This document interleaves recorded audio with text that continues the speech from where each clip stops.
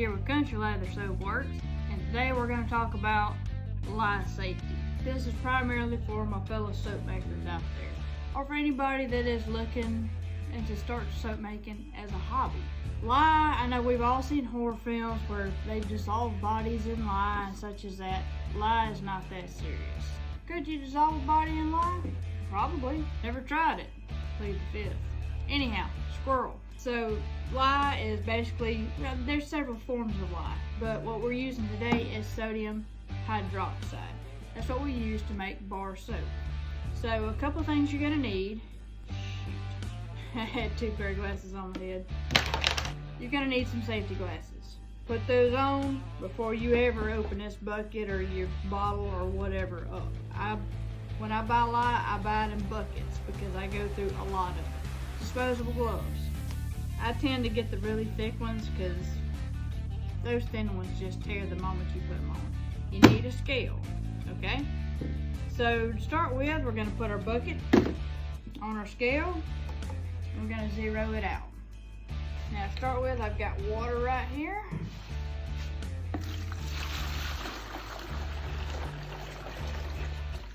There we go. I do a 1-to-1 ratio with my water and my lye. And if you like me and you don't like to dirty up a whole bunch of dishes or buckets or whatever, receptacles, dry this out really well. I typically dry it out with one towel, then I hit it again with another one, and I only use microfiber towels because they're super absorbent. And then just for good measure, I give it some air, just to get that last little bit of moisture out.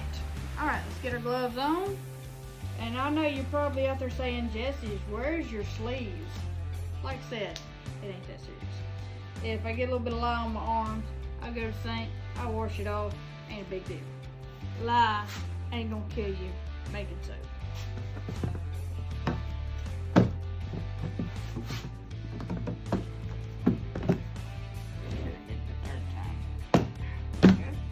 You're gonna want to zero or tear your scale out again.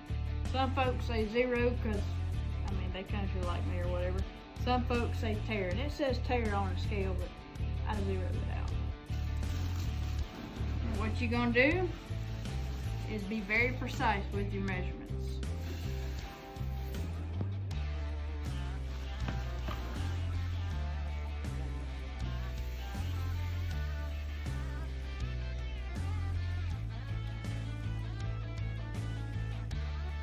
If you're making a little bit of lye solution, you can add your lye to your water just fine.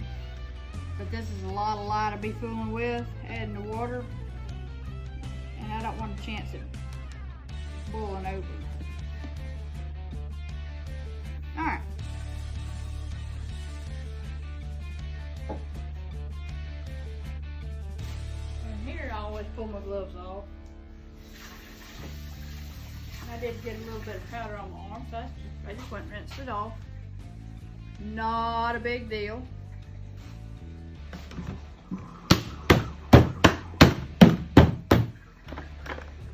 Put a lye splashed on your hand or your arm, just go to the sink and wash it off. You ain't gotta have vinegar, nothing like that. Just cold or cool water will wash it right off. Now, if you don't have a well-ventilated room, you're gonna wanna go outside to do this.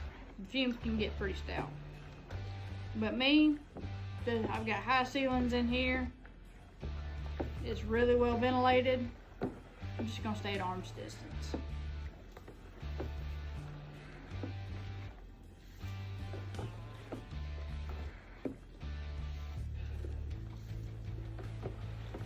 If I see a clump coming, I just put my spoon up there and I catch it that way. I don't splash down in the water.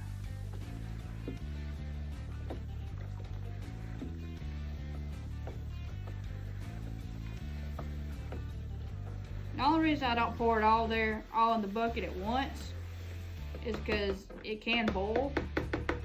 The lye is gonna heat the water and it'll boil if it gets hot enough. So that was tap water. We're sitting at 225 degrees right now, Fahrenheit. So I'm just gonna stir this for a little bit, make sure we get everything dissolved. Because nobody wants lye beads in their soap.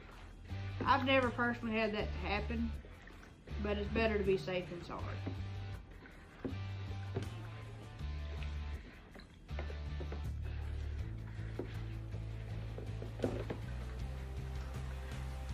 Alright. That's all there is to it.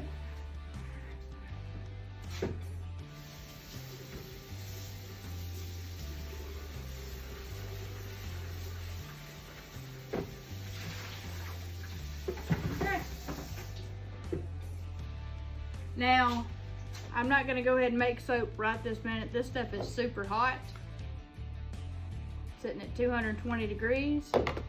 So I'm going to let this stuff sit overnight, and I'll be back tomorrow to make soap, because I typically soak cold process soap pretty cool, like around 70-ish degrees, 75, something like that. So anyhow, we'll be back tomorrow and we'll make 50 pounds of Dapper. Y'all make sure to wash your stink off every day. And God bless you.